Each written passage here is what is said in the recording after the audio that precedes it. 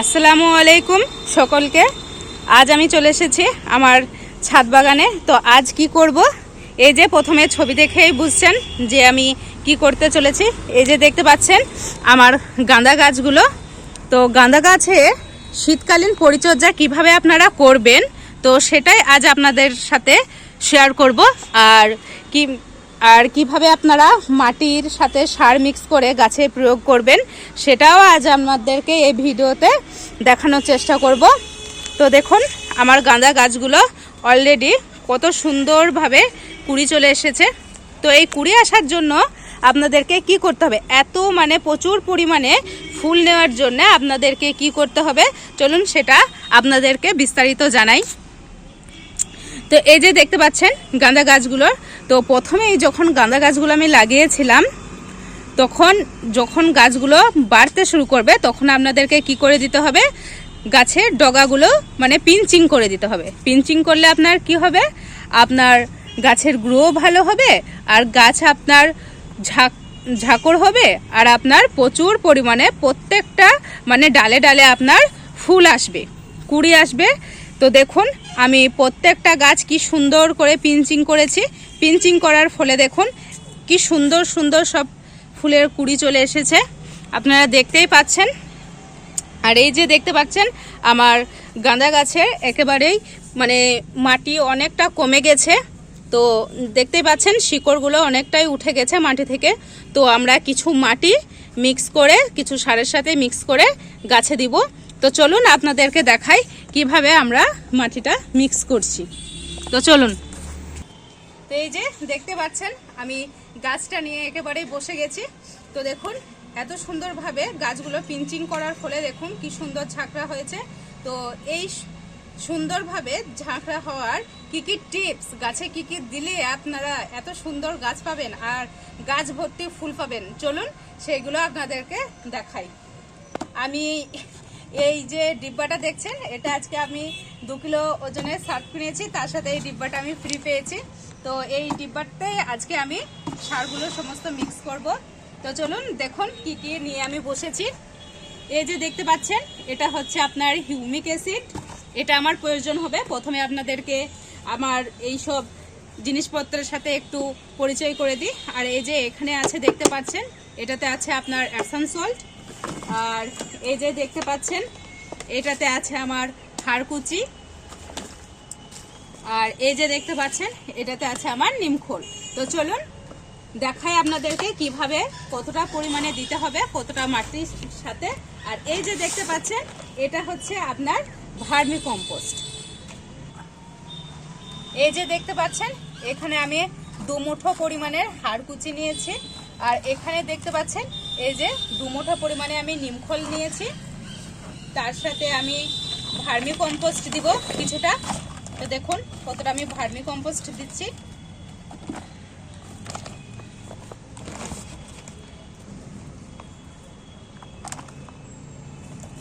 তো এই যে দেখতে পাচ্ছেন এখানে আমি 4 মুঠো পরিমাণ আপনার ভার্মি কম্পোস্ট দিয়েছি।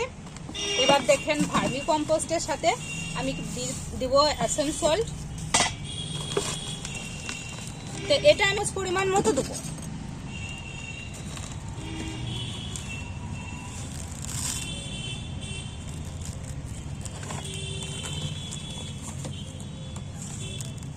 তো আমি এটা 1 চামচ পরিমাণ দিলাম, যেহেতু প্রথম চামচে আমার একটু কম উঠেছিল সেই জন্যে।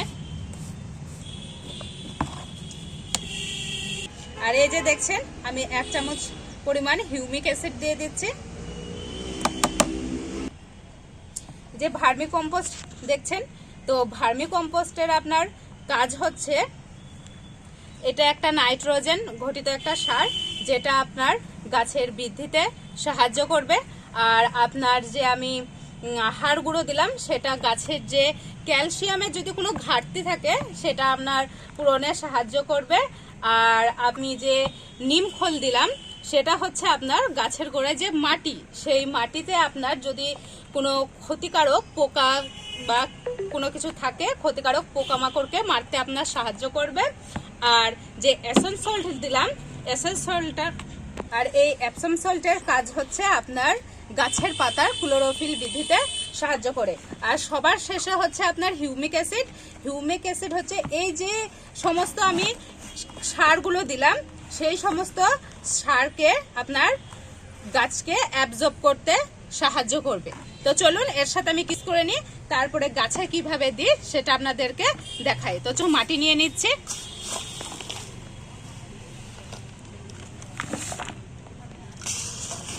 তো আপনাদেরকে এই সারের অ্যাকর্ডিং যতটা আমি নিয়েছি সেই হিসাবে আপনাদেরকে মাটি দিতে হবে।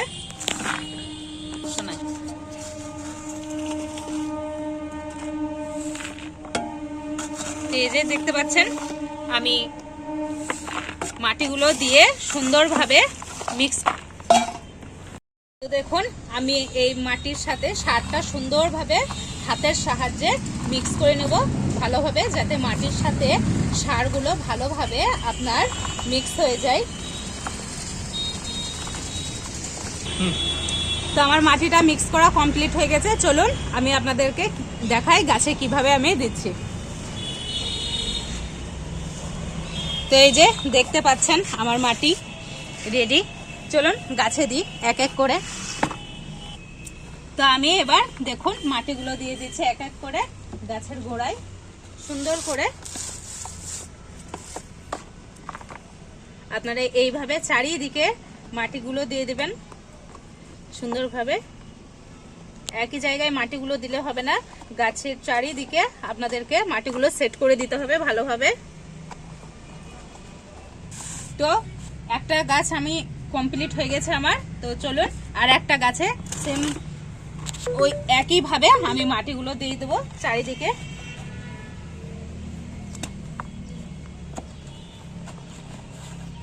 আর শীতকালীন আপনার গাঁদা গাছ না থাকলে হয় বাগানে, শীতে তো আপনার গাঁদা গাছই হচ্ছে মূল আকর্ষণ ছাদের।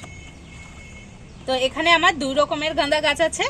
এক আপনারা দেখতে পাচ্ছেন এটা হচ্ছে আপনার দেশি গাঁদা গাছ, আর এই যে দেখতে পাচ্ছেন এগুলো হচ্ছে আমার ইনকে গাঁদা গাছ। দুটো গাছ, দুই রকমের আপনার গাছ নেওয়া হয়েছে আমার। তো এইভাবে আমি সমস্ত গাছগুলোতে আমি মাটি দিয়ে দেব সুন্দর করে। গাছ লাগাতে পারেন, আর আপনারা যদি চান তাহলে আপনারা 9 ইঞ্চি বা 10 ইঞ্চির টবগুলো আপনারা ইউজ করতে পারেন গাছ লাগানোর জন্য, তাতে কোনো সমস্যা নেই। তো এই যে দেখতে পাচ্ছেন এইভাবে সমস্ত গাছগুলোতে আমি মাটি ভরে নিয়েছি। এই যে দেখতে পাচ্ছেন এবং মাটি ভরা আমার কমপ্লিট হয়ে গেছে সমস্ত গাছে। এবার আমি জল দিয়ে দেবো গাছগুলোতে। তো দেখুন আমি গাছে জল দিয়ে দিচ্ছি। আপনারাও এইভাবে মাটি দেওয়ার পরে জল দিয়ে দেবেন।